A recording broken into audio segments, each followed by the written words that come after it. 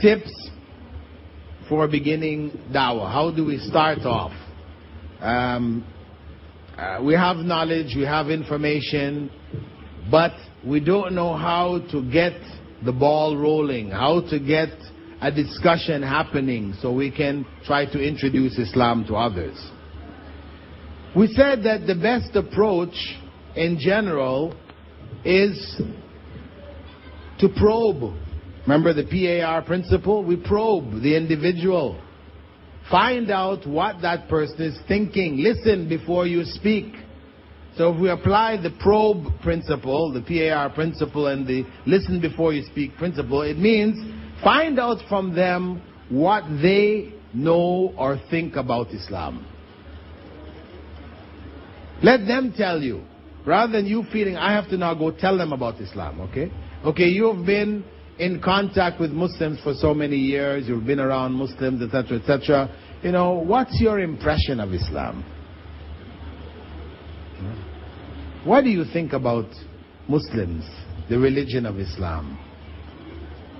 So you ask them to share with you their views, and people will be more willing to do that. Again, if it's on a one-on-one basis, we try to get them one-on-one, right? Where they don't, because you've built a friendship. Remember, we also try to build some links first. Because if you meet a person for the first time, for you to ask them, what do you know about Islam? What do you think? You know, you have not built a relationship for them to feel comfortable to express it to you, right? So it is somebody who you've already built a relationship with. There's a friendship. So they feel in private, they could express to you their views. Because in public, maybe they will say things they're afraid others will hear it and not like it and will create problems. So you have built that relationship, you will find, inshallah, that they would be willing to share their views. And then, of course, they would have naturally a lot of misconceptions. So then you just try, let them say what they have to say first. Don't cut them off again. Because again, sometimes we're too keen to get the message across, so the person tells us one thing, we're cutting them off. No, it's not that.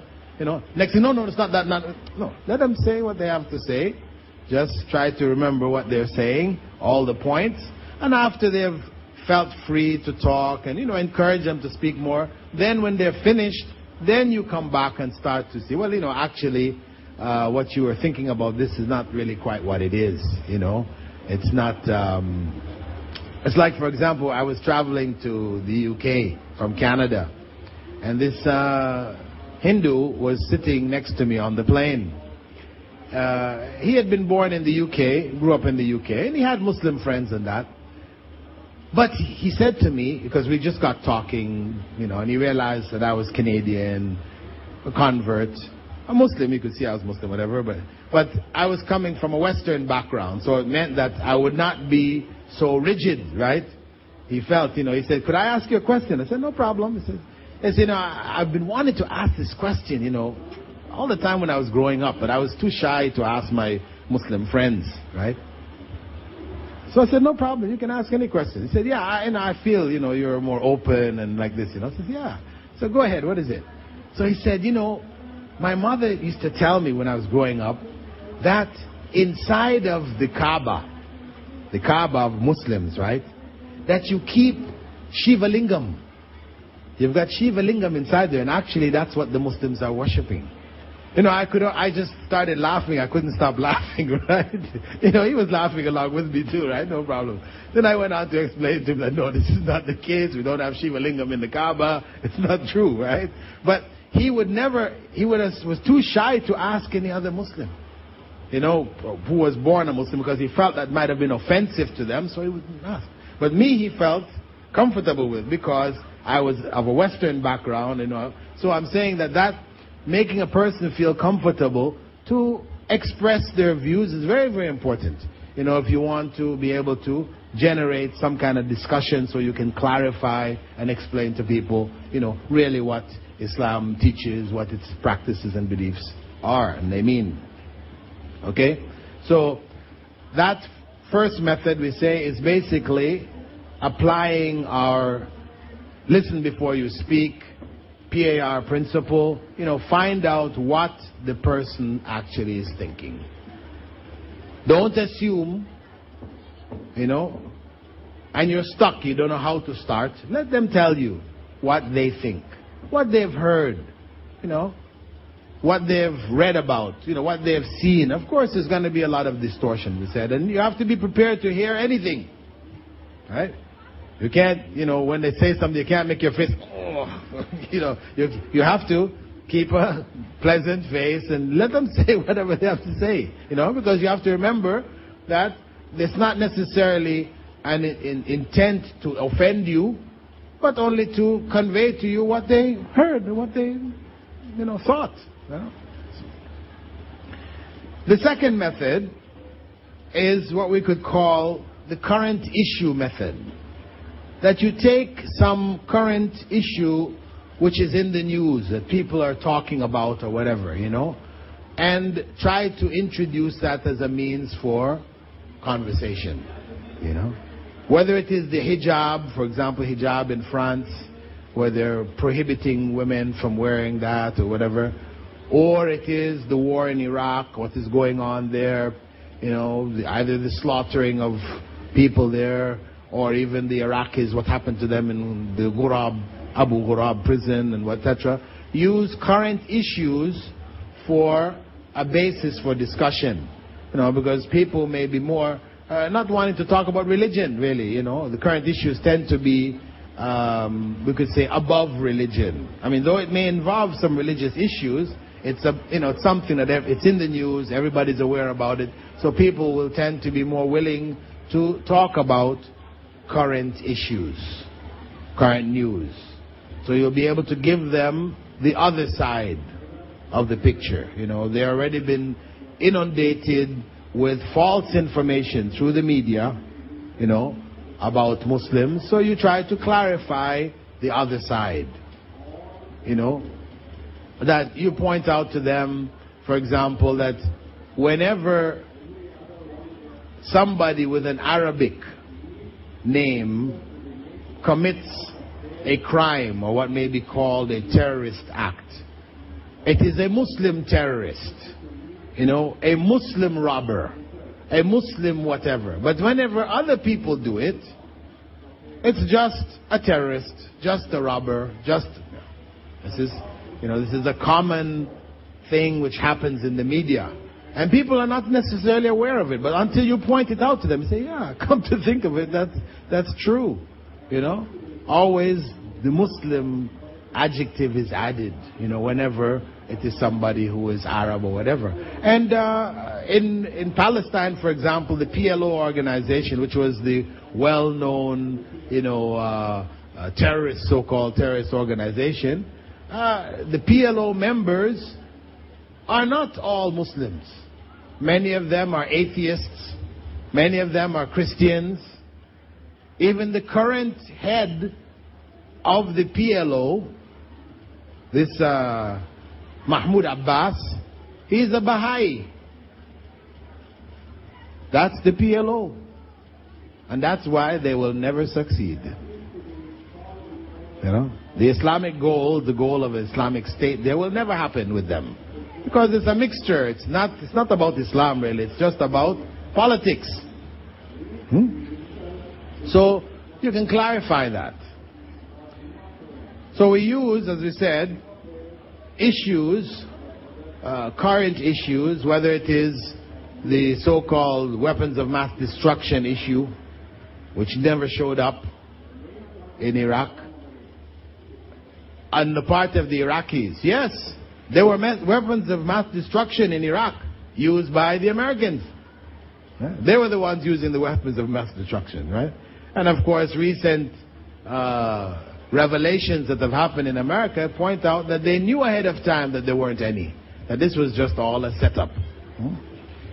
So, current issues. The third that you might use, this depends on where people are, the location, etc. People who are not from that location who are visiting. This is good for visitors. Somebody who is coming from outside of India and visiting Muslim areas, they've been amongst Muslims and so on so. So then you can ask them about, how it feels, what is your experience of being amongst Muslims. Not necessarily asking about Islam, etc., but what it feels to be in the Muslim community, how do they find it different from, back home, or etc., etc. So we can use that for people who are like tourists, people of that type of background, people from other parts of the country who end up living amongst Muslims or spending time amongst Muslims. So that can be a basis for discussion. Actually, for those of us living in Muslim countries where the non-Muslims are a minority and are visitors, then this is a major means. In your situation here, of course, when we talk about tips of dawah, they have to be looked at relative to your own situation. Because what may be effective in one place may not be. Among the means of beginning discussion, and it involves to some degree the same principle of listen and probe, is to find out that person's religiosity. You ask the person, are you religious? Are you a practicing whatever? What are your views on your own religion? And you may find, depending on the people that you're meeting, whether they're professionals or whatever, that for a lot of people, religion is not really playing a major part in their lives. They don't really hardly even believe in it. It is more the culture. This is a culture that we live. And this is an element of the culture. I don't necessarily believe this stuff or, worship these things or whatever. But, I go along with it because that is the culture. For example, Christmas. If you ask the average Westerner about Christmas and what Christmas actually means, most of them don't really believe it. It's just a festival which happens, and it's a time for celebration, giving presents and things. So people are involved in it, though they actually don't really believe in it. So by asking people, about their religious conviction, how strongly did they believe, you can use this as a means for beginning dawah. Another way is to ask people about their own religious practices. Certain religious practices. There are elements within their religion. You ask them to tell you about it. Showing some interest to know what their beliefs are regarding that particular idol or symbol or whatever. What does this actually mean? Why do you wear it? Or why do you put it over your door? Or why do you, whatever. Let them tell you something. So this helps to kind of break the ice, and perhaps you'll find them asking you, well, okay, I've told you about that, but will you tell me, why do you guys do this thing? Why do you have this? And why do you all... So that will, that kind of exchange is a good environment also for presenting Islam. A general question, which is also good for beginning dawah, is to ask people the purpose of their creation. Why are you here? What is the purpose of our lives? Why, this is a question that everybody asks himself or herself sometime in their life. Why? Why was I created? What is the purpose of life? And for a lot of people, they have no answer. They have no idea. They may have thought about it at different points in time, but they never found an answer.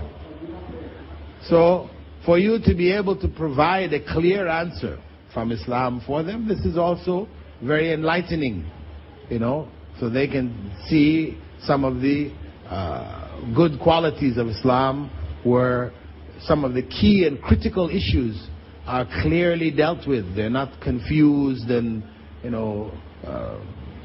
dubious as they tend to be in many of the other religions.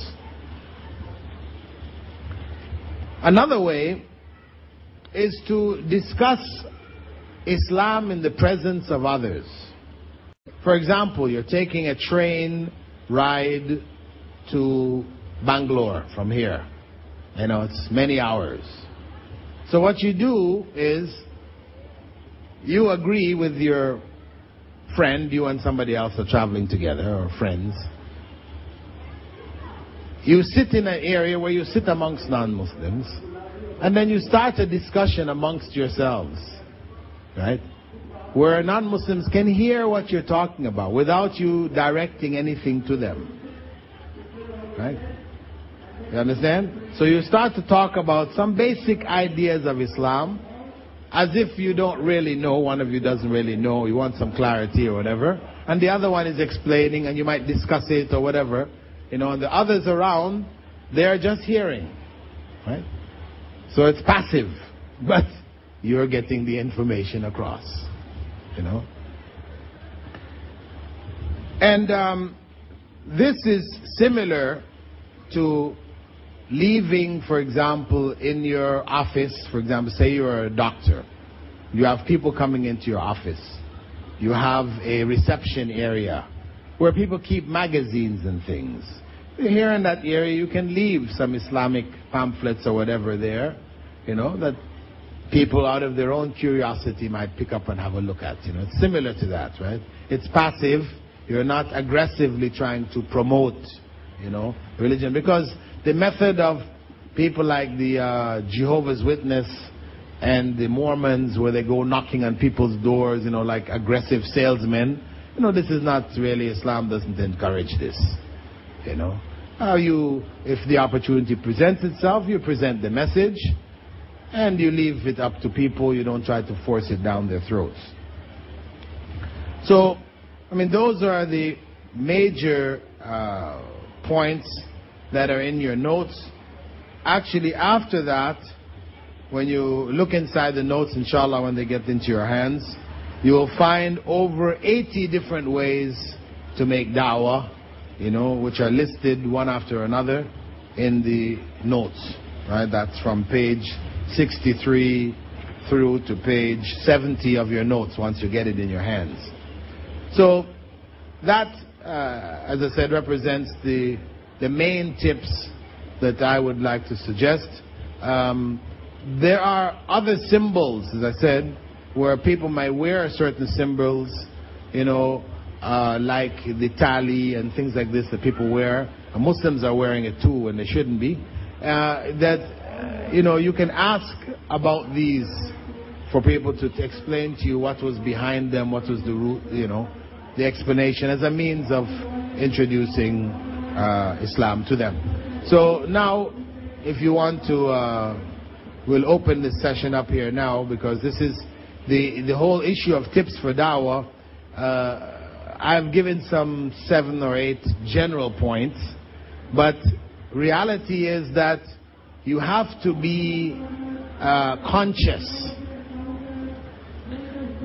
so that whenever the opportunity presents itself, you're there. You can take advantage of that opportunity. You just have to, what you'll find is that where you're conscious about da'wah and you feel this responsibility and you carry with you, it means you're going to carry with you certain material. Actually, in the Emirates or in Qatar, when we do this course, we have a da'wah briefcase, right? A da'wah briefcase which the participants also get. It has different sections with material, tapes and booklets in all of the various languages of the people who are found, non-Muslims who are found in Qatar. See, so for yourself, meaning that as you travel around the society, whatever you should have in your briefcase or whatever, in the languages of the people, certain basic materials that if a discussion comes up, you have a brief encounter with somebody, you can give them something to follow up, because maybe you'll never see them again, but you've put something in their hands that they can follow up with. So it's what it is, basically looking for what we call triggers, something which triggers an opportunity, and to be able to catch that opportunity whenever it presents itself. And that will vary from person to person, from circumstance to circumstance. There's so many, you really can't, list them per se. From person to person, from circumstance to circumstance, there's so many, you really can't, list them per se. So now we'll just go into, as I said, open discussion where you may raise some circumstances. How could I do it in this circumstance? What could I possibly do when this happens or whatsoever? So now it's for you to raise whatever issues you'd like to raise regarding the dawah. Before going on to our other questions, let's deal with ones related to beginning dawah. How can we establish or get conversation going or to make dawah in this circumstance? Each of you is in a different circumstance. Or maybe you have some common circumstances.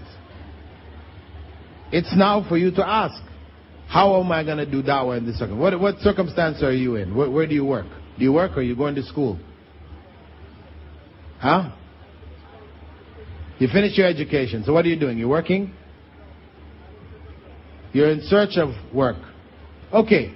So in search of work meaning that you are going in for job interviews and all these kinds of things, right? So this is now, in your job interview situation, you're going to be running into different non-Muslims. So now how do you make dawah in this situation? How do you start dawah? See, because I'm saying, you look to your particular situation. What can you do? Right now you're not doing anything, right? You're just going in, filling out papers, handing it in. Huh? Now, think, what can you do? What is it possible for you to do in that circumstance? When you are coming up from the interview, we can give any pamphlets of Islam to them. Okay, this is brother's suggestion. When you finish the interview, you can give them a pamphlet. But I would say that given the fact that most people going to interviews, they try to neutralize their Islam as much as possible, meaning they're going to shave their beard, they're going to wear regular Western clothes and come in looking like, anybody but a Muslim. I think that you would think that if I were to give them a pamphlet, that would just seal my situation. Definitely I'm not going to get the job, So, although theoretically it sounds nice, practically speaking, we have to look at ourselves. What do we do when we go out there looking for jobs? So I would say first and foremost that we have to believe ultimately that provision, rizq, is in the hands of Allah subhanahu wa ta'ala. We have to believe that sincerely in our hearts. So that when we go out, we don't have to try to hide our Islam. We're honest. Because it's really hypocrisy, isn't it? And deception when you come in clean shaven and dressed like a non-Muslim, you could say, in that sense. You try to hide your Islam, presenting yourself in this way, making sure you don't say anything, no inshallah, or make sure that doesn't even come out of your mouth. No. Why? You are a Muslim. You are a Muslim. If somebody doesn't want to hire you because you are a Muslim, and of course being a Muslim doesn't mean you're aggressive with your Islam, I mean you're trying to push it down people's throat, beat them to death with it, no. But you are who you are. And you should be proud of who you are in the sense that you're not afraid to let people know who you are, without wearing a big badge on your shoulder or on your t-shirt saying, I'm a Muslim. I'm saying, not necessary to go all that way, right? But the point is that in your being sincere, being real, that can have an impact on the person who's trying to hire you that your hiding will not. And when you get into a job coming in as a pseudo, right? A pseudo whatever, then you're coming on a weak footing. You will forever be like that. You will never have the strength to say, well, really I am. Right? You'll never grow your beard. You'll never, conform with any of the Islamic requirements. So I would say that in general, you just coming in as who you are, being honest, people will respect you for being honest. And that can be in your own actions, your da'wah. Without necessarily having to give a pamphlet or so on and so on. I would say that if in the course of the interview or at the end of the interview, you have a chance to just talk, general talk, and you do find that trigger, that opportunity to say something, of course, then you should have your pamphlet with you, that in leaving you can leave something with you. The positive points I would like to put for myself, looking for the job, is that I would be punctual, because Islam says if you are punctual and if you're supposed to work 8 hours a day, and if I come in late, I am not eligible for that 1 hour of work. And these kind of things, you can say that the good qualities of Islam, the human rights and everything. So you can end up your interview just summarizing a few points and thus showing what Islam is. Probably he will be impressed and these kind of things. That's a good point also. When you're being asked about how you would handle situations, what type of character you are, that you can link it to Islam. As Muslims we are told to do this, or Allah has instructed us, God has instructed us that we should be this, so this is what I try to be. I try to do this, etc., etc. Sure, that's a very good point. Well, let's see from the sisters, would you have any suggestions for sisters who are coming into job interviews, etc., situations? What would you give as a suggestion, as a tip for da'wah in such a circumstance?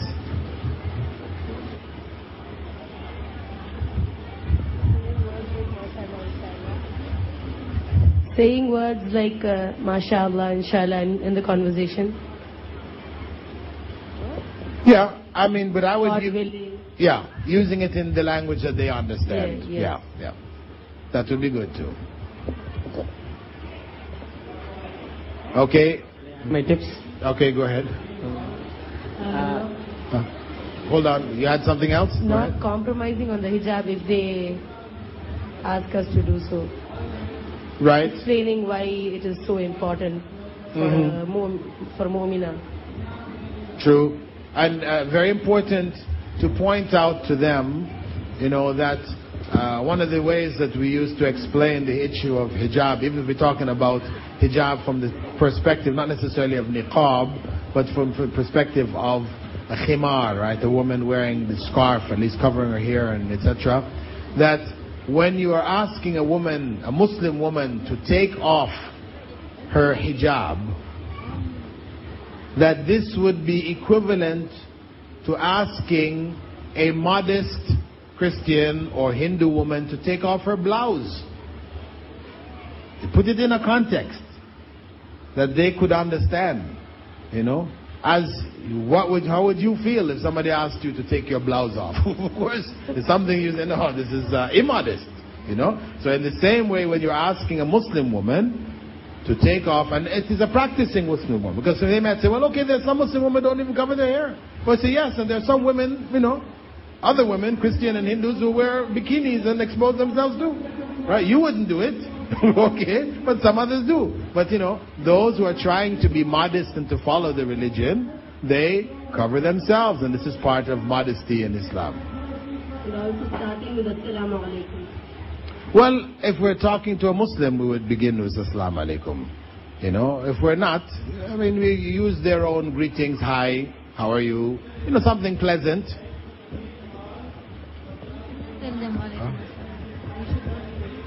Same point, you can tell them that since we are Muslim women wearing hijab, there will be less distraction from the men to get distracted while they're working. And normally when a normal woman works with fashionable clothes while a mixed group is there, generally the men tend to abuse orally or visually. Here the chance is much less because they know what we are and we're not going to bend anywhere. Yeah, this is if you get into a deep discussion and you're going now to debate about the benefits and pluses and minuses of veiling.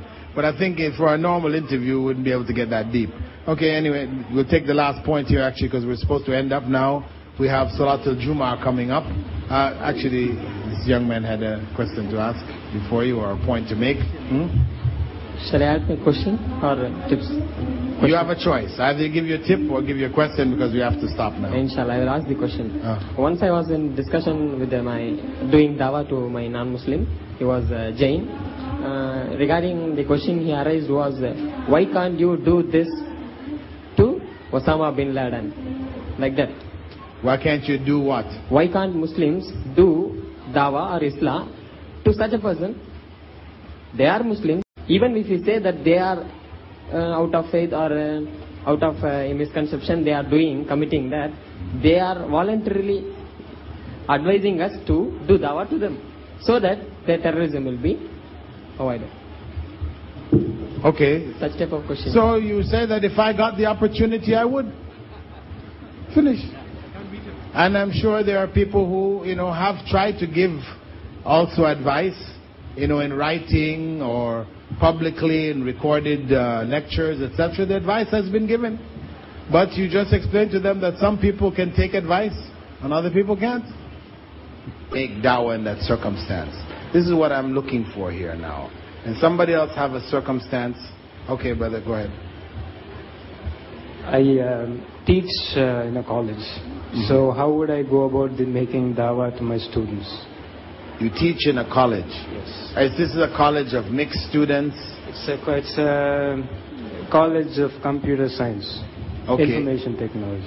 Computer science. And the students in your class are a mixture? 50 Muslims, 50% Muslims, 50% Hindus.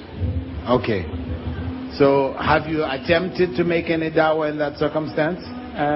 Normally in the class we don't talk about Islam, but I teach them good character, You should not talk too much, things like that. You should not speak lies. These kinds of things I tell them in class.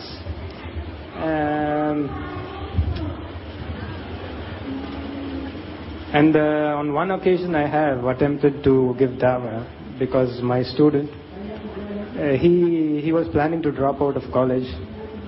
So then somehow he sat along with me and he was waiting and waiting and waiting. I don't know for what. So I told him a bit about Islam and he had some questions. That was the only occasion on which I told anyone about Islam. Okay. And of course there are other occasions also. Some of the Muslims wanted to know my feelings about Islam. So some 2 or 3 students, then I told them about it, yes. They were more towards Tabligh. So I told them that I don't like Tabligh because it's not the way of the Prophet. Something like that. All right. In your circumstance, as a teacher there, teaching computers, what you could do is to take some of the computer programs which are Islamic programs, because in the course of teaching you will bring some samples from different sources, right? You're explaining a program, how it works or whatever. So as an example, normally you're bringing standard ones that are on the market. Well, there are Islamic programs on the market also. So I would suggest to you, since that's your area, you should try to gather, all of the Islamic computer programs that are available, commercially. So that in the course of your class, as you're giving examples, you give them some from different sources. So as though you're explaining a function, the program you're using is an Islamic program. So they will inadvertently be exposed to some of the information. That's what I would suggest in your class. Can I ask a question, brother? Oh yes, go ahead. I have two situations. The first situation is, how do you start dawah to your neighbors who are non-Muslims and who are not usually at home since they are working? And the second situation is, how do you do dawah to the Tablighi Jamaat people? No, your first situation, how to give dawah to neighbors, who are not usually home. I mean, that's very vague. You would need to specify those neighbors. Do you have a relationship with them? No, we don't. Well, you see, that's where you have to start. You would have to develop a relationship with them. You'd have to, develop some kind of a relationship whereby, they visit you, you visit them, something like this. And then you get to know them, they get to know you, and in the course of getting to know them, then you can find what is the avenue through which you can enter. Because otherwise, if they're at a distance, you're at a distance, how can you take anything to them? How can you get across to them? In terms of Jamaat Tabligh, my advice would just basically be to focus on people coming back to the Quran and the Sunnah, exposing them to material either written or audio visual or lectures, whatever, wherein focus is there on the Quran and the Sunnah, to have them exposed as much to that as possible, to understand the sources of Islam, to read the Quran with commentary, to understand the Quran. In the course of, like Ibn Kathir, where in explaining the Quran, hadiths are used, so they get exposed more to hadiths in understanding Quran as opposed to the traditional just rote memorization of Quran.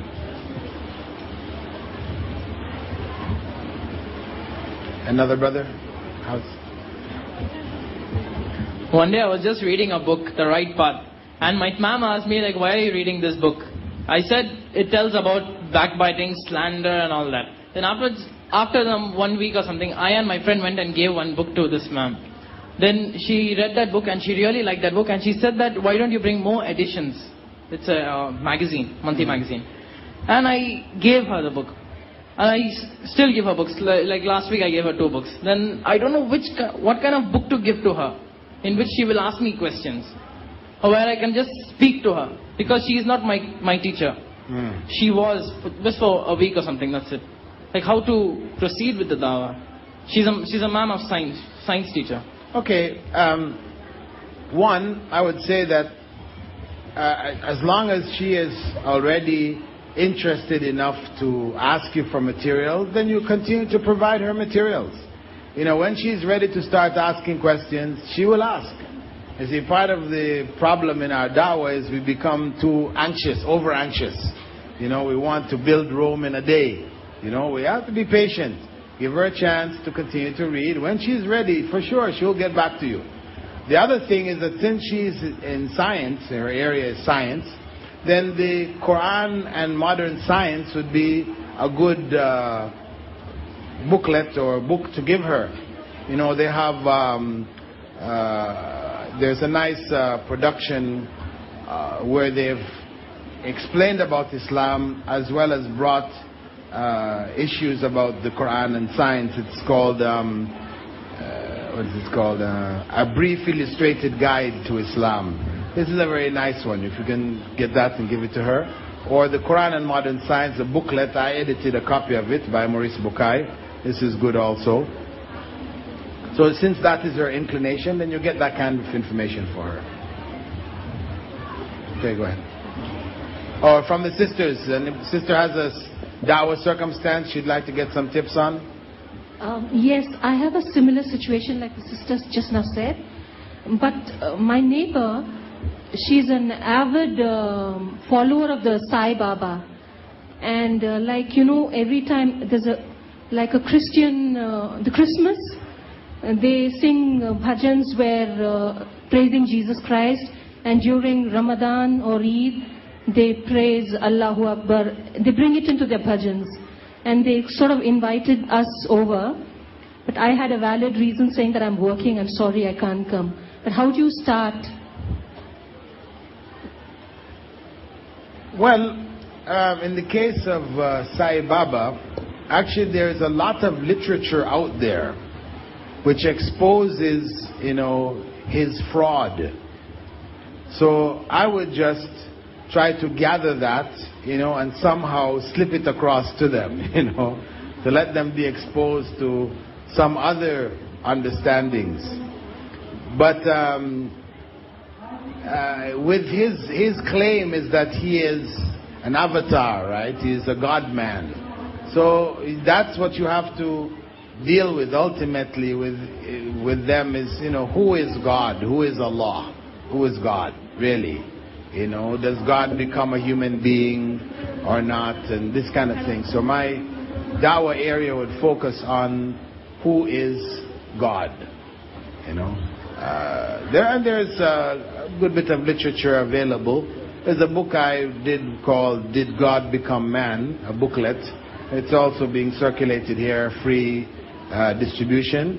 Perhaps you can pass it on to her or whatever as a means of reflecting on this concept, because that's where the problem lies.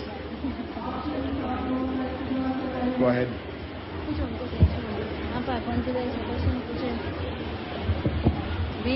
How to approach to Hindus and Christians, and specifically when we are traveling in a train. We had an experience while coming to Peace Exhibition from Mumbai. We were in the train and there were Hindus, Christians both together in the same compartment. So how do we deal with them like they're sitting together with us? Well, I gave you the example before that you carry on a conversation about God. The idea of, is it possible for God to do anything? And what does that mean? Does it mean he could become a man? This is the issue that you discuss amongst yourselves. It will address both problems. We're going to come to that particular question in itself. How do you handle that argument? Since God is able to do anything, couldn't he become a man? Couldn't he have a son? These kinds of issues. So you just carry on a discussion between the two of you, where you're discussing this point. Not looking at the others whilst you're discussing it, but really as if you're genuinely having a conversation between the two of you. From the sisters? How can I do dawah in an email group? In a? Email group. Email group? Yeah. Or my classmates. Have a group when you send a mail, everybody in the group will get that mail. My old classmates. So what kind of articles can I send? Well, what is being circulated right now in the group? Now only birthday wishes and like that. Birthday wishes. Well, I think that maybe if you can try to send some material which is either scientific things, amazing things, or you can say, send an email to them saying, that there was this amazing thing that you found out, about, for example, one of the scientific miracles of the Quran, that you thought it was quite interesting and you wanted to share it with others.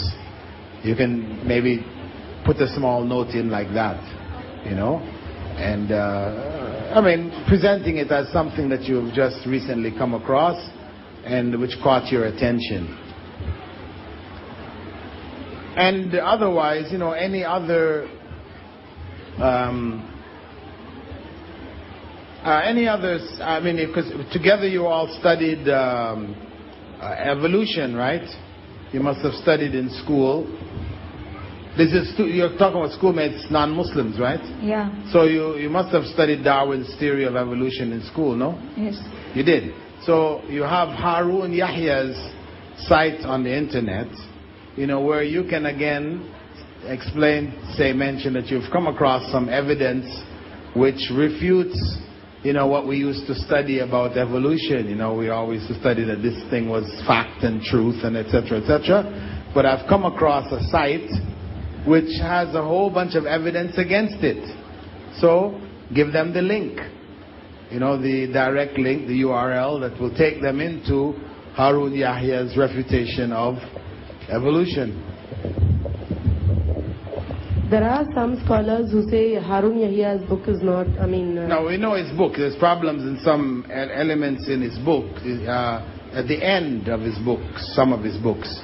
Not the main presentation. His main refutation of Darwinism is still sound.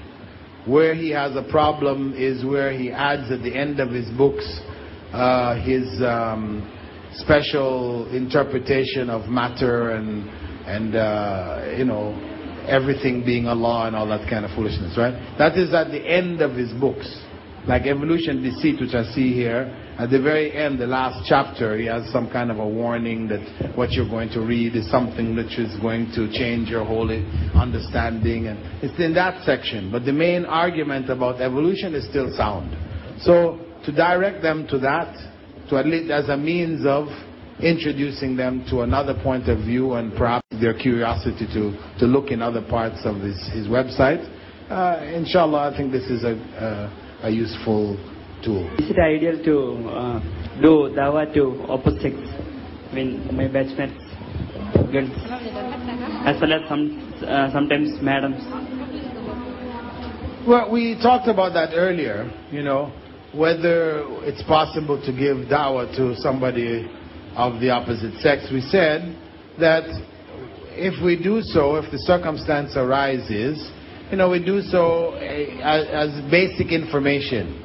And of course you do so in circumstances where you don't end up, being alone, in the classroom or in the office or something like this. You don't put yourself in the circumstances which the Prophet ﷺ forbade, right? But just giving them basic information if they've asked you about it, or directing them to basic information, there's no harm in doing that. And if they're interested in wanting to follow up, then you put them in touch with some females who can follow up with them. Go ahead. Sister Chan. Yes, go ahead. Okay, brother, I have a non-Muslim friend. I usually speak to her about Islam, but she says I don't want to listen because I have a lot of commitments towards my parents. There's no way I can come into Islam. But if sometimes I really force her, she says, okay, I'll listen, but I won't come into Islam. So in what way should I explain to her?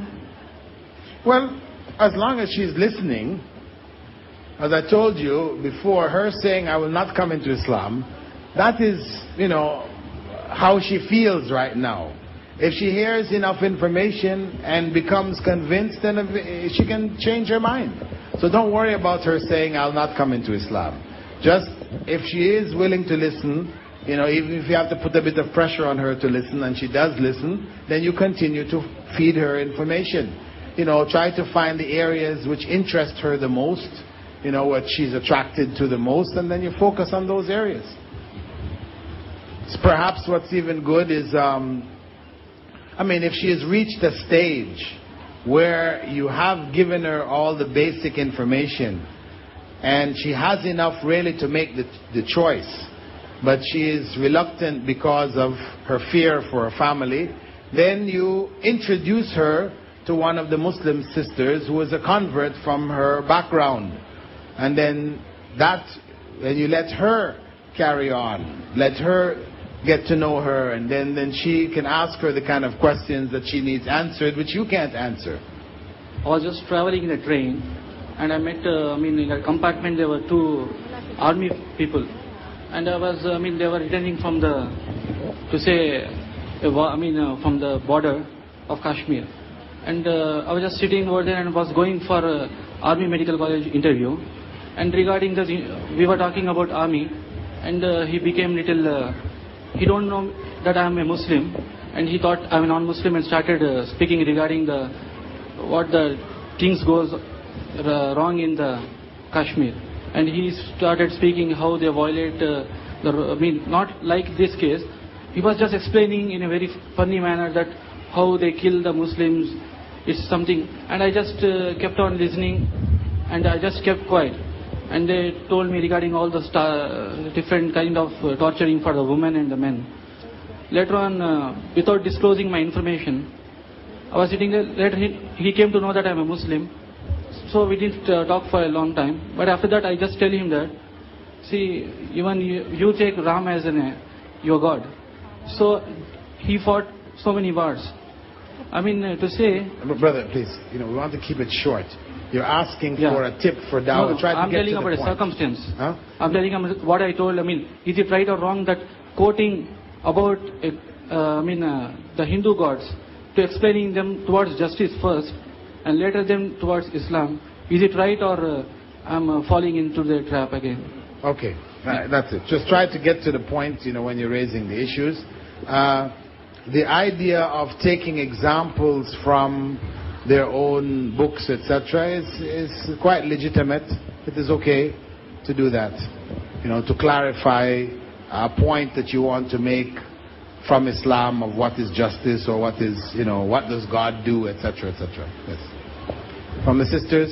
Alhamdulillah, there is a woman who has accepted Islam just 2 hours back, and she prayed the Jumu'ah prayer with us, and I would like you to advise us how to behave with her, and how much should we tell her to do what next. Well, actually, her case was brought to me after the program, as to what to do since we had Jumu'ah, and I said to those people who asked me that she should take part in the prayer, because this is the first thing that is required of her, that she needs to establish the prayers. Because what it means now, you have to teach her the prayers, because now she just imitated what you were doing. She needs to learn it. So it means somebody or bodies have to commit themselves to be her mentors, who will be with her and help her until she learns all of the basics, what to do, whether it's Islamic hygiene or whether it is the actual prayers that are involved, introduce her to fasting, and all the various requirements, Islamic requirements, that somebody has to stay with her, bodies have to stay with her until she establishes herself, and introduce her around to the various different sisters, and include her in your gatherings, and let her feel at home, as a person who accepts Islam, has joined the brotherhood and the sisterhood of Islam, and she should be made to feel that practically. She was questioning me that she has a daughter, her name is Ganga, and a son-in-law who lives with her. What to do about them? She was questioning me. I didn't know how to answer her, like whether to come out of the house or. She needs some personal advice. Maybe she could come and meet you or something. Okay, we could arrange, some from family circumstance to speak to her, inshallah. But anyway. Coming out of the house, what do you advise? I don't understand about coming out of the house. Like to practice Islam, might be she will not be allowed to do that in her house. She doesn't have a husband. She lives with her daughter and the son-in-law. No, excuse me. She's got 2 daughters. One is a Muslim. Pardon? That lady has got 2 daughters. One is a Muslim and the other one is a Hindu. She can always come and stay with the Muslim daughter. She's got place there. Yeah. Yes. Her Muslim daughter is a convert to Islam. Yes. Yeah, then she should move in. Should be advised to move in with her Muslim daughter. Because that will be an environment, inshallah, which would help her to practice and to grow in Islam. But then again, still, women of her age group, it's important for women of her own age group also to make a special effort to make her feel welcome and to help to teach her. Because, again, still, learning from her daughter who is younger than her, sometimes it becomes a problem. She may want to learn, but older people learning from younger people oftentimes have difficulty. This is psychological. So you should make sure that people of her own age group, she be introduced into such a circle where she's dealing with older women, who can then help her, and she won't feel so shy to ask questions and to get the knowledge that she needs. Okay, we'll take one more and then we'll carry on to our practical. How to start up and what's the message to convey to the people of laborers? Pardon? Laborers, what's the message we have to convey and how to start with them? The people who are working in small scales. Laborers? Laborers, yeah. Well, again, this depends. Especially the uneducated people. Yeah, as I said, this depends on the circumstance.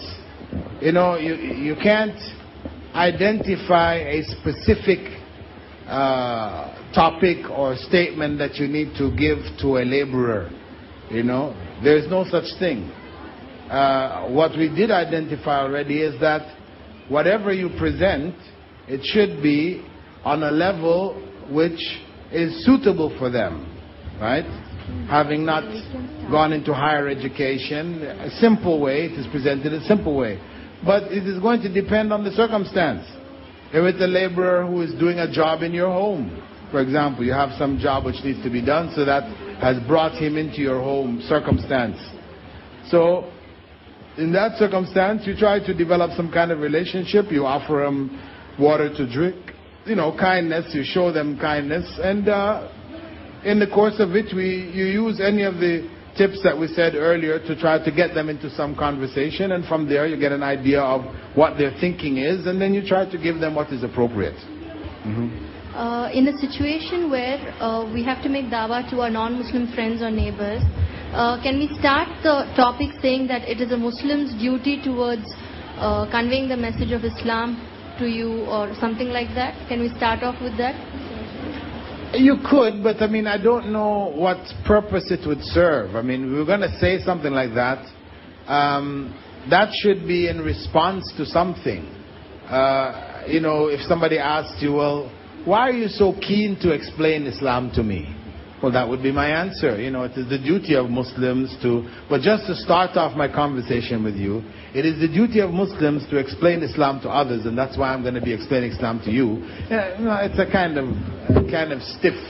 It's not a very friendly and sociable kind of way. So I wouldn't use it as a beginning statement. Okay, actually I've got two circumstances. One, we participate in International Leather Fairs. International Leather Fair. It's a 3-day conference, and we have somewhere about 900 guests coming into our stall for 3 days. It's a golden opportunity, but we get only about 1 or 2 minutes of interaction with all of them. They are from intelligent people from all across the globe. So how can I use the opportunity to give some kind of a message? Probably some verse or ayat or display? What? How can I use this opportunity? Well, I would say what I would do is that I would try to have some leather works, because you're displaying your product, right?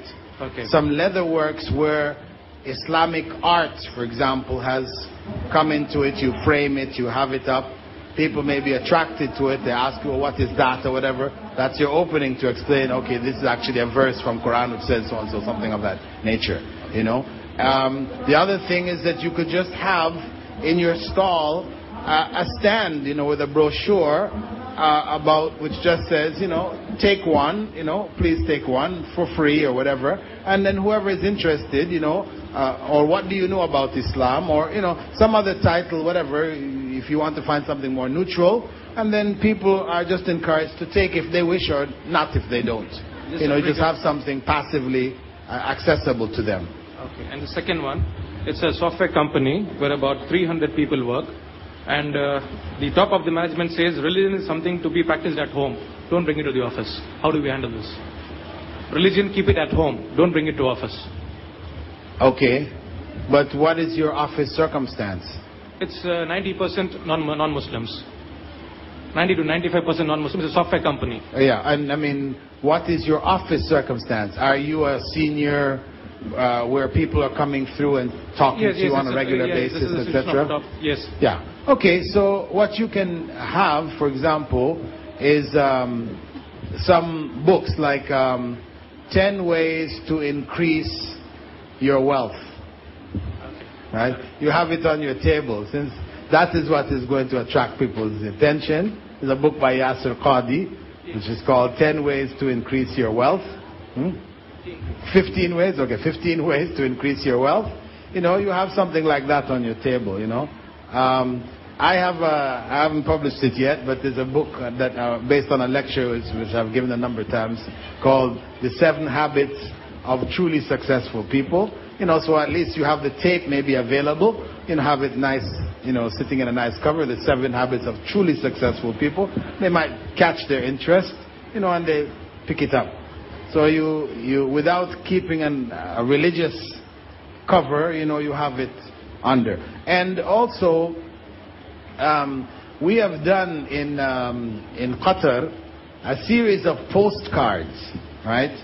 They're postcards of scenes from different scenes from Qatar, which are attractive scenes, you know. But on the back of it, it has, you know, a place where you can write your address and whatever information. But then it has in one corner one of the scientific miracles in the Quran, which is related to the picture on the front. So, you know, you can gift it, you know, as a postcard, whatever. And then there is this information there. If they want to read, it catches them. You understand what I'm saying? So you're doing it indirectly. What we need to do now is a practical, what I'll call a practical, where I'm going now to direct certain questions to you, and one amongst you needs to get up and give an answer, right? I will then help you with your answer, okay? So right now, I want one male to get up now and stand in front of the microphone. So the question is going to come to you. Okay, go ahead, stand in front of the microphone. And one female to take the microphone. So you can't switch it. The question comes, you have to answer it. All right? First question. Has the sister got the microphone? Okay, understand that this is, you know, as I said, this is a practical. I'm going to throw a question to you, which is commonly thrown to Muslims. And for you just to try to answer it from the material that we have taken so far. It's all from the general issues material, right? So this is just testing to what degree you have absorbed it and, you know, how you would handle it. Is that clear? Okay. First question. A common question by non-Muslims is, why does Islam legalize polygamy? What is your explanation for this? Yeah. Short. First I'll say that the Quran is the only book in the religious scripture in the world which say that marry only one. All the other world scriptures, nowhere does they say that you should marry only one. Okay. Then polygamy was practiced in various societies, in various civilizations prior. Even in the scriptures, later it was like in the Indian Act.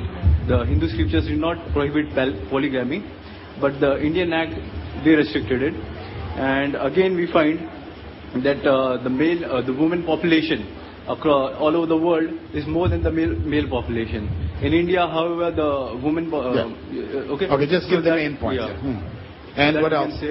And then we can give this thing, ill effects of, women. I mean, in USA, there are more women than men. So, in that situation, if the market gets saturated, the woman would not get any husband. Well, you mentioned already there was a surplus of women, so that's sort of repetition. Right. There's another point which is important. The nature of man, like a man. Ratio? No, he mentioned the ratio. Something which is important. The nature of man, like. Nature of man. Okay, yeah, you said all over the world. Yeah. It's practiced all over the world. It reduces the ill effects by polygamy. If you, like, a man can fulfill his desires by marrying second or third wife. Instead of that, there's a lot of rape and etc. in the society. Is that the other point? No. They don't want to take the responsibility. They just want to take the easy way out. No. Remember, the question is, why does Islam legalize polygamy? Now, I gave you a lot of information You don't want to just throw out information back at them. You want information that is directed and focused at the question. Why does Islam legalize polygamy? Okay, as brother is saying, I mean, this was mentioned by the brother already, sort of, that Islam was not the first to legalize polygamy. Polygamy was already in practice. What Islam did instead was? Legalized. Huh? No, permission. It restricted. Oh. Huh? Polygamy was already practiced around the world.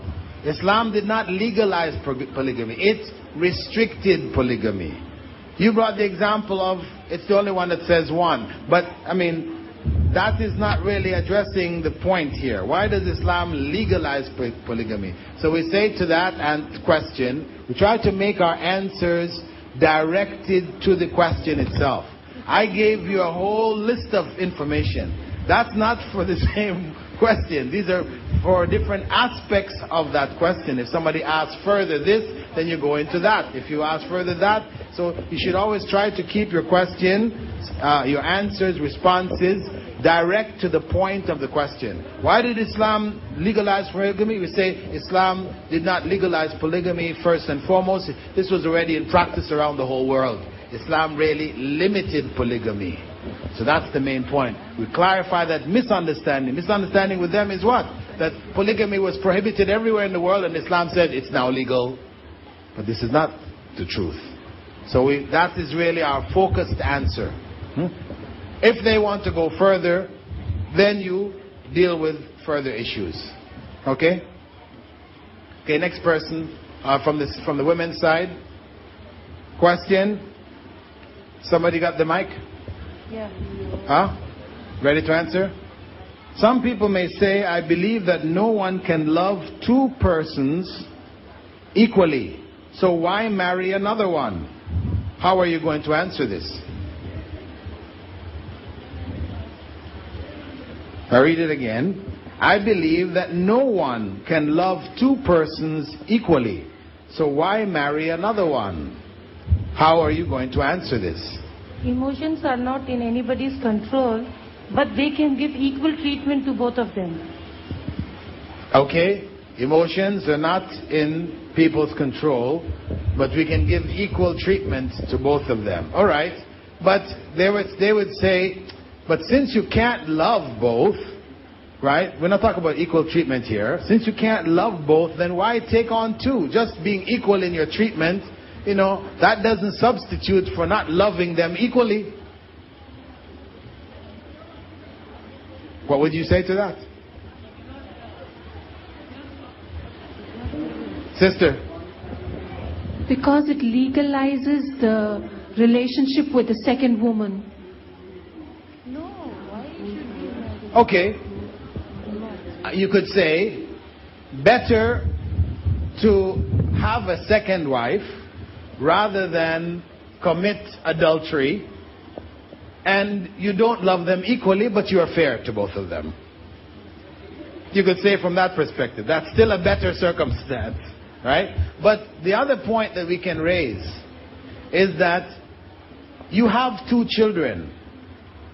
Do you love them equally? You have two brothers. Do you love them equally? You have your mother and father. Do you love them equally? So, the reality is you don't love any of these people equally, but you love them. Right? So, the requirement on us is not necessarily to love equally, but that we love and are fair. Fairness is what is required. Okay? A male, come up and take the microphone. You're smiling, come.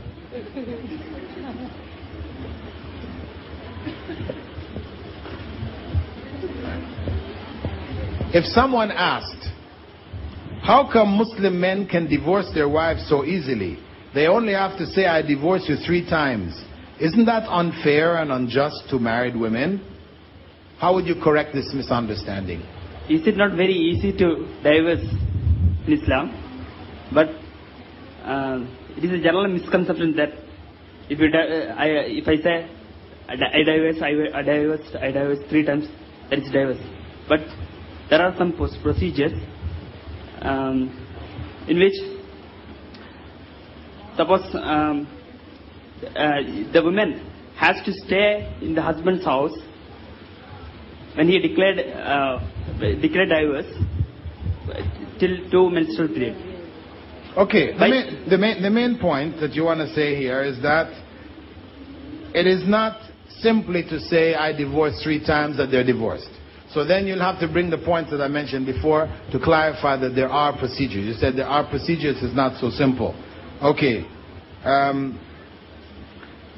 The other point that we should also mention with regards to the ease of divorce. What is the other point? The ease of marriage.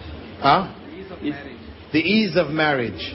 That marriage is relatively simple. A person says, I do. So why should ending that contract be, saying I don't, why should it be made unnecessarily complicated? Right? Okay. Have a seat. To the women's side, there's the microphone to somebody else now. To anybody. Just take the microphone. Don't be shy. This is just for your own practice. Just you have it in your hand. Don't pass it back. Just answer it. It's not a momentarily decision. There's a lot of factors that need to be met before such an action. Actually, I'm not asking the question anymore. I'm giving you a different question. Okay, you have it? Ready.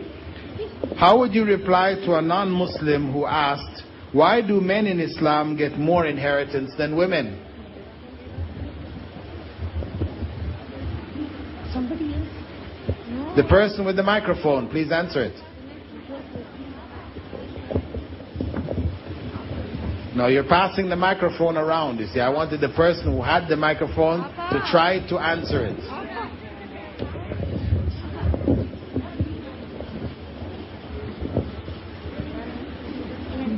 Because men have more legal obligations, like they have to look after the family and his dependents, and a girl simply she's just dependent on somebody else.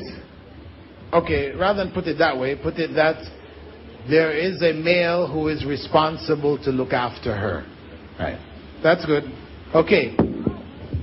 If a non-Muslim claimed that the status of women in Islam is inferior to that of men because their testimony isn't equal to that of a man, what would your response be? Actually, I can't able to understand. Testimony what? No.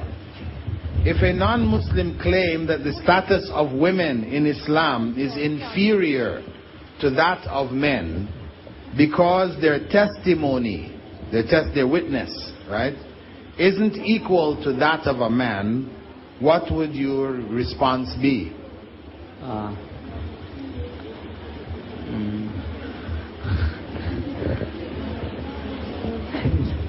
I'm very nervous. You're nervous? Okay. Next. Go ahead. Tip for dawah, you have to get over your nervousness. Okay. The question again, please. If a non-Muslim claimed that the status of women in Islam is inferior to that of men because their testimony isn't equal to that of a man, what would your response be? This is not in all the situations. This is just for specific situations where men are deemed to have more expertise than women. For example, as in business, where the norm is that males have more expertise and females do not have that kind of expertise. In that case, a female witnesses, you require 2 female witnesses. But in other situations, like for example, the example you gave of breastfeeding, 1 female witness is enough. Okay, good answer. Now, follow-up question. If they said to you after that, but women today have business expertise, so why can't we then accept 1 witness? Okay, today's society, what society is following today is not the normal attitude. This this is a majority only in cities, in major cities. But even if you see in developed countries like England or America for that matter, you see in the countryside that people still follow what Allah has prescribed for us. And that is a normal thing. Today women working in these situations, and I would quote the example you gave, wherein people like, the World War I example and World War II example and all that, how the situation has become abnormal that leads business women. Okay, business women. so the main point is that you stress to them that this is an abnormal situation. It's not the norm. And it is only limited to certain parts of the world. The majority of the world still follow the normal pattern of women looking after the home, men outside doing business. That's the norm. Okay, to the sisters, somebody pass the microphone on to somebody else now. Who has the microphone, please? Okay, have the microphone. A Christian may argue that there are plenty of... okay, this is not covered already. Non-Muslims often ask, why do Muslim women have to cover their heads? What would you say to this? I would say that how in Hinduism... I would say that it is the modesty of the women in Islam to cover themselves. The modesty of women in Islam. Okay, and their question was, why do Muslim women have to cover their heads? Because that was what your main answer here, where you have to start from, is because God commanded it. Right? Okay. This is why we have to cover, because God has commanded us to do so. But He explained why we have to do so. And that's when you bring your 2 points, because they'll ask you then why. So why do you have to do so? You've opened up for them to ask you the other question. Why do you have to do so? Could you give the main 2 points, please? Go ahead, the same one with the mic. Could you answer the main 2 points? For the thing that you'll be, it's like a shield for the women to be covered. Shield from what? Shield from the other men. Yeah, that's kind of vague, Like it will protect you from being molested and unwanted remarks. Okay, unwanted advances. Yeah, you could say unwanted advances from men. Okay. And you will have your own identity of being a Muslim. You'll be respected for how you are because you're following what has been told. Well, although we said that, what was the second purpose of the dress? Somebody else answer, please. Pass it on. Second purpose of the dress? It is to show the men that you are off limits. That is you. We are different. You cannot approach us. Okay, so our dress, the dress then becomes, as we said, a fashion statement. It is a statement about who we are and what we stand for. Right? So let the society know that we are modest, chaste women who are not interested in such things. Okay. To the men who will stand up.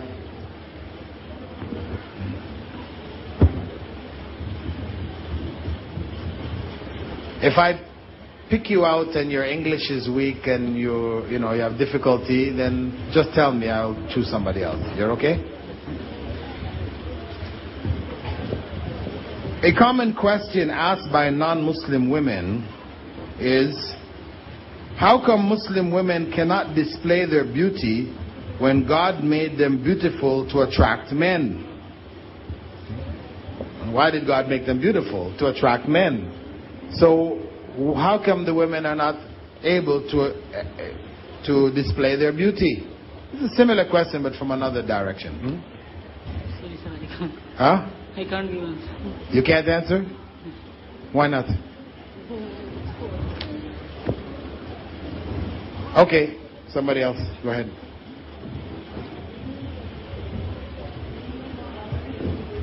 She can in fact display her beauty to her husband, to her close family, and within have female sisters. Okay, it's good. Stay there. The good point that they are making a generalization that she can't display her beauty to men. So he said, no, she can display her beauty to men, but it is to a restricted group of men. So their next question would be, why only those men? Because to prevent yourself from the various other consequences, like not wearing hijab and all, being molested or being attracted, evoking illicit feelings of other men. Yeah, okay. The point is that when you attract men, you're also attracting their advances. And you don't want those advances, right? You don't want the consequence of those advances, so that's why you're limited to the group who can appreciate your beauty without harm coming along with it. Good. Thank you. To the women, you have another point? If so, then she would become a woman of mass distraction. A woman of mass destruction. Okay.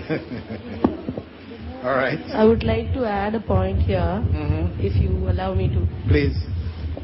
I would explain to that person about a rose or any flower which has attractive petals, and it is there to attract the bee. Okay. And if it has the scent and the flower and the color, it has to allow the bee to sit on it. All right. Otherwise, it's not supposed to have the scent and the color and the attractiveness. All right. So, I mean, the point you're trying to say here is that once you attract, you should be ready for the consequence. Yes. Right. Good point. Good point. Okay, on to another sister who hasn't answered. Yes.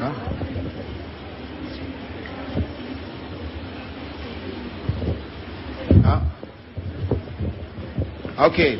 Some people say that we are now in the modern world and people don't need to dress like that anymore. How would you respond to this observation?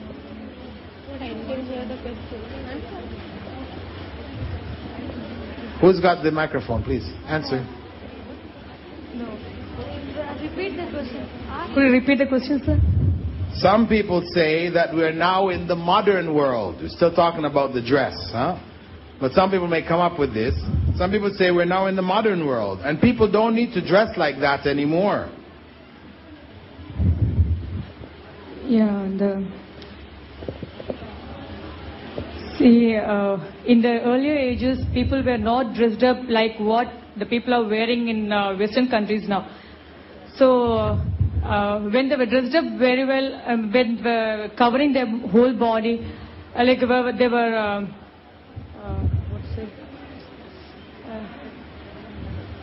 were not harassed. But now, after dressing up, they reduced their dress size, they are being molested or harassed by others. So can we say that? Well, the crime rate has gone high now. Yeah, but this is not addressing their question. Their question is, we are now in the modern world and people don't need to dress like that anymore. They look at it as, okay, in old times, ancient times, people used to need to dress like that, but now we don't need to. So what is the point that we really want to get to here? Whether it is old times or new times, the modesty of the woman is still at stake. Well, she will get raped and molested in the olden times if she exposes herself, and even now it is actually on the increase because of the reduction of the size of her dresses. So whether it is an old era or a new era, modesty is what is at stake. Right. The basic point is that human nature hasn't changed. Human nature hasn't changed. Ancient times, modern times, it's the same human nature. And this is why Allah, God, prescribed for women to cover themselves from ancient times, and that law will remain until the last day on the face of this earth. Okay, this is a common question that people raise with regards to Islamic teachings, Islamic law, etc. You want to go back to 1,400 years ago. You want to apply laws that were discovered or was revealed at that time. We're now, in the 21st century. We need something that matches the 21st century human being. But we say it's the same human being. The same human being. The desires of human beings, the jealousies, the loves, the various emotions of human beings have not changed. Only the technology that we have and the development of our materials allow us to express it in different ways, but it's still the same desires. An animal lover might claim that the Muslim method of slaughtering animals is inhumane. How would you reply to this? Well, I would say that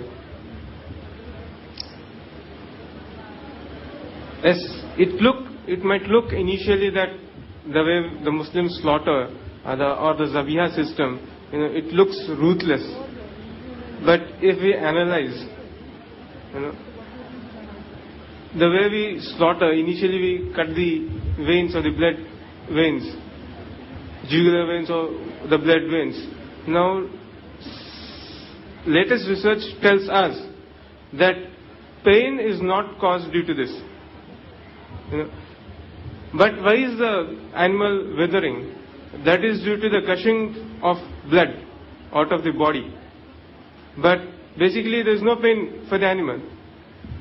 So when there is no pain, there is the question of killing the animal in a ruthless manner doesn't arise at all.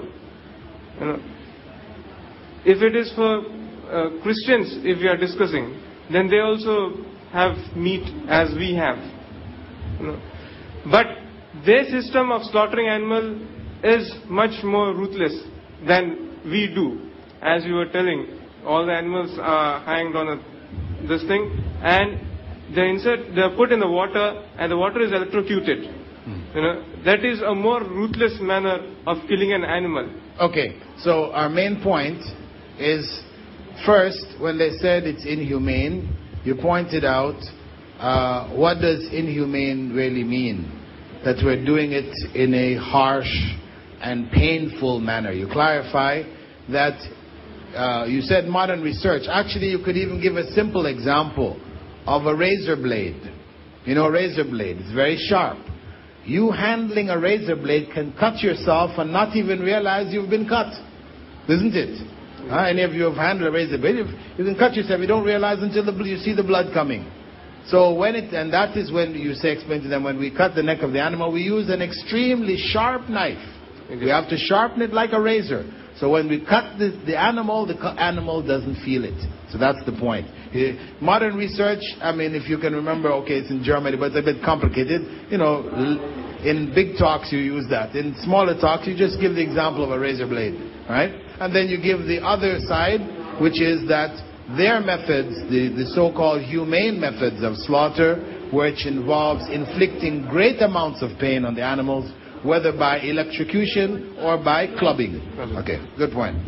If a non-Muslim asks, what does halal meat mean, what would be your response? Halal would mean that meat which is slaughtered within the bounds of the Islamic Sharia, and also the meat from the sea, which is halal in and of itself. Saying Bismillah, that is within the bounds of the Sharia, means saying Bismillah before you slaughter it. That is Bismillah, saying in the name of Allah in a more in a manner in which they will understand. That is saying in the name of Allah would make that meat halal. Yeah, remember now, you're talking, this is a tester, you're talking to a non-Muslim, right? You're talking to a non-Muslim. You want them to understand what you're trying to say. So now you have to remove any of our technical terms that we use. Okay, so try to explain it again. Remember, it's a non-Muslim you're talking to. What does halal meat mean? Halal meat means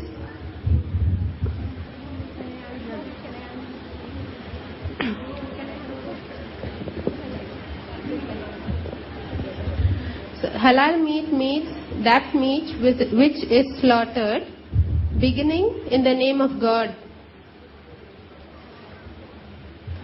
Okay, so if a Hindu took an animal and said in the name of God and slaughtered it, can you eat it?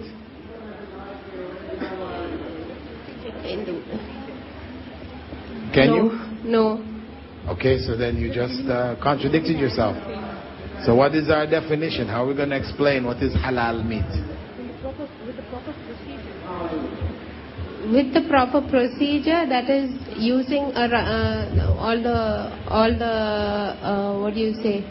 The rules that are prescribed, that the knife has to be extremely sharp, and that you cut only the jugular vein and the esophagus without actually cutting through the spinal cord, and you try to give the animal as little pain as you can. Okay, can somebody else try to give an explanation? Okay, go ahead.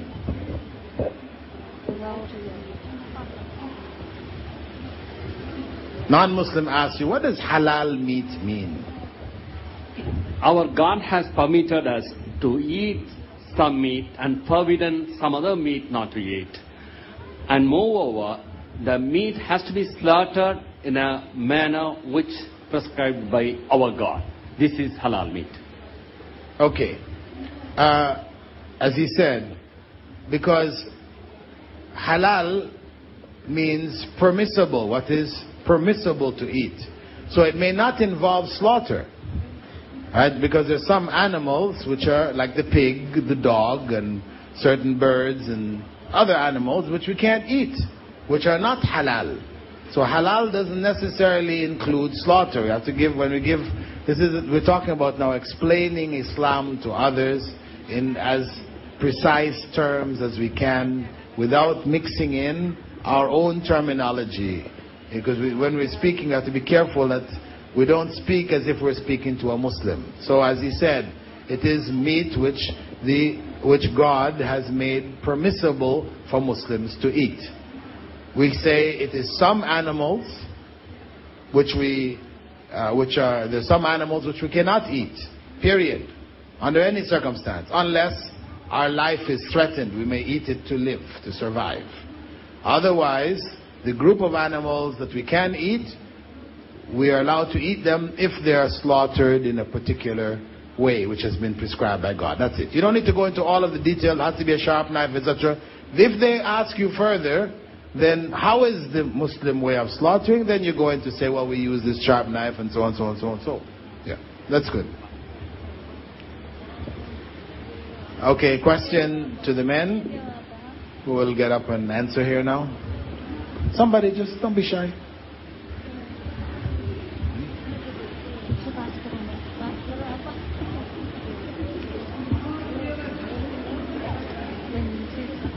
If a non-Muslim accused Muslims of spreading their religion by killing people who didn't accept their religion, how would you respond to that?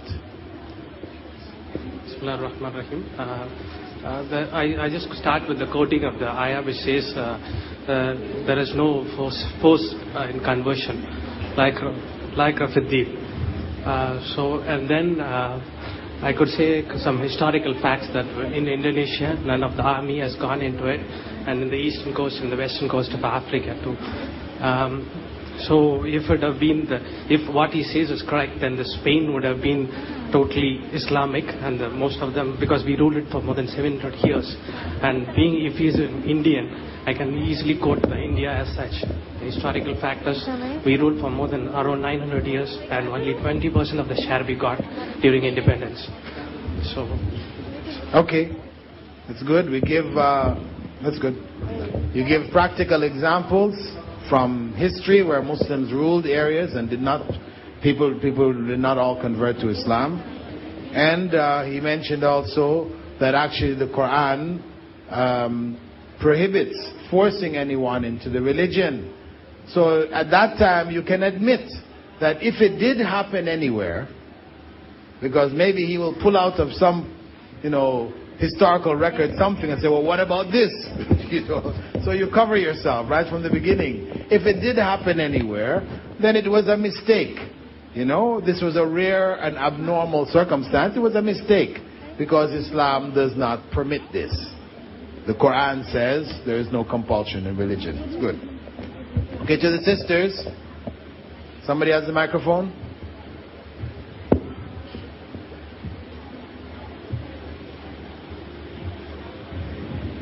See, you shouldn't be shy about taking the microphone and trying to answer, because, when the situation of da'wah comes,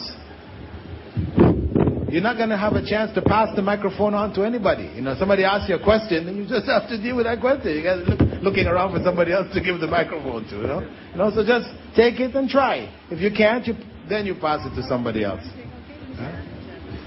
Okay? Question.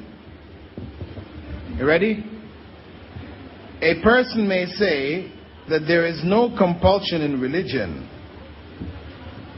but Muslim parents force their children to accept Islam. How would you answer this accusation?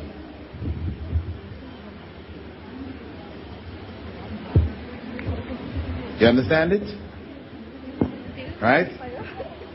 Some people say, there's no compulsion in religion, right? So, therefore, we let our children choose whatever religion they want. You'll find it's common now, Westerners, this is their sort of modern idea. You choose whatever you'd like to be. But you Muslims, you force your children to accept Islam. It is true that Islam doesn't allow forcing religion, but if at all parents do it, I guess it's out of love, so that because the children are their amana, they want to make sure that their children turn out to be righteous people. But it is not... Okay, you use the term amana. Do you think a non-Muslim will understand that? It's their responsibility to make sure they raise righteous people. Okay. But I don't think it's allowed for them to force them too much once they're big enough to make their own decisions. Is that true?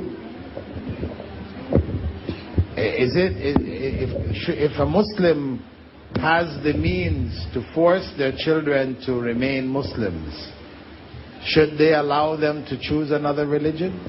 Or should they force them to be Muslims? As long as they're able.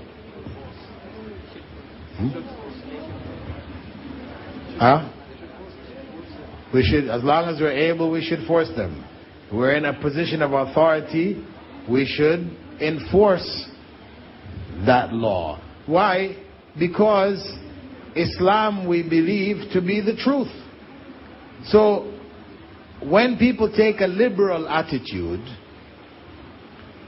towards religion, that really it doesn't matter what religion you follow, they can say to their children, choose what you want. Because they're coming from a different background, a different perspective. They're oftentimes in doubt about their own religion. Okay? Whereas from the Muslim perspective, we believe that Islam is the truth. So to say we are going to just give our children free rein to do falsehood, to do things which are harmful, which will destroy them, no. The parents, in the same way we will stop the children in their play, in their activities. We don't just tell them you can play with anything. Okay, there's a razor blade, you can play with it. You can, play with a knife. No. We will restrict them and we will stop them from playing with certain things that we know to be harmful and are destructive. Right? So our attitude in terms of raising the children is that, yes, we will try to, of course, let them understand. They will naturally try to do what we do growing up with us, and we will encourage them and try to keep them within the fold as long as we can. Of course, once they're beyond our control, they become adults. If they choose otherwise, then that's something beyond our control. But as long as it's within our control, we will try to put pressure on them to remain Muslims. Because we believe it is the truth, and we want to try to save them from destruction. That we just have to be honest about. You know? And we try to give some kind of example, as I gave you with children playing with knives and things like this. We do try to restrict our children in other areas. Right? Because you can see from those areas physical harm, where we see spiritual harm as being even greater and more important than physical harm. So that is our perspective. In that type of question, all you can do is to give them the Islamic perspective. If they can at least recognize you have some logical reason for it, and that you're not just a fanatic, right? Because that's the idea you want to clarify to them, that hey, you know, there's a reason behind what I'm doing. It's not just a fanatical kind of a thing. Right? Does it apply even to the wife, the authority of the husband over the wife? If the wife wants to become a murtad? Of course, the husband, with regards to the wife, if he sees his wife going astray, he should, with whatever means he has, force her to try to keep her within the fold of Islam. Because if she becomes murtad, as you mentioned, she apostates, right? Then his marriage to her is annulled. Just as if a woman, her husband becomes murtad, he leaves Islam, her marriage to him becomes annulled. It's not permissible for a man, a male Muslim or a female Muslim, to be married to one who has apostated. In the case of a Christian, the woman actually agreed to become a Muslim and married the man, but now she has become a Christian. She went back to Christianity, but she is still the wife of the man. But is it okay in that case? No, if she was a Muslim. No, she was a Christian. Yeah, but she became a Muslim. She just fooled him. Well, for the sake of marriage. Well, that if she only pretended to become a Muslim, she said what is required. I don't know, the question you'd even have to ask yourself is, did she really fool him? Or was he satisfied with her saying just for the sake of marriage? You know, because you have this case, and I've seen many cases of it. No, she wears a burqa. She wears a abaya, she prays. But when she came up to my classes, Islamic classes, when I questioned her, I found out that she has faith in Christianity yet. She believes that Jesus is the Savior. She prays, she wears an abaya. Her name is an Islamic name. And the husband doesn't know this. He doesn't know this. Well, of course, then you should inform the husband. He should know it. Before, I would say, try to help her first. You know, try to sit her down and to clarify these things and let her reach the truth. But if she refuses in the end, after you've made your attempts, then you must inform the husband. You know, if it matters to him. Right? If it matters to him. And then you have to clarify, was this ever made clear to her? You know, did she really understand? Because maybe people only focused on La ilaha illallah, you know, that there's no God worthy of worship but Allah. Okay, so you worship Allah. And Muhammad was a messenger of Allah. But they didn't go into, who was Jesus? Because usually myself, when somebody comes from a Christian background, they say, I want to accept Islam. That's the first thing I ask them. You know, who is Jesus in Islam? Because that is their area of confusion. So you need to get that clear. And sometimes people ignore that and just focus on the other part of La ilaha illallah, right? Muhammad Rasulullah, which could be accepted, and the person still has in the back of their mind that Jesus is the Savior. So we have to look back to see where the mistake was. Maybe it was that they didn't explain to her properly, right, from the very beginning. So she accepted based on what they presented to her. Alhamdulillah.